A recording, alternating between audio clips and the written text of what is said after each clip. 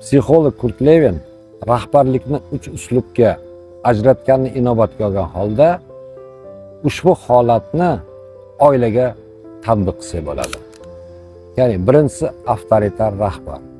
Agar xonadonda qaysi birdir insonda avtoritar rahbarlik bo'ladigan bo'lsa, u inson ikkinchi yarmini fikrini, so'zini inobatga olmaydi.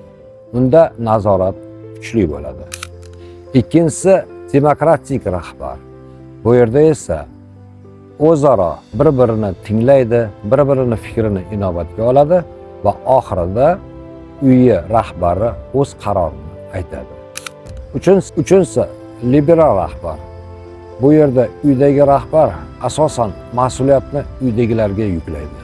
Qarorni esa uning o'rniga oila a'zolari qabul qiladi va ularga katta erkinlik beradi. O'zi esa umuman yoki deyarli aralashmaydi.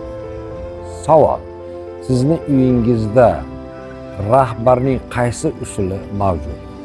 Javobingizni kommentariyada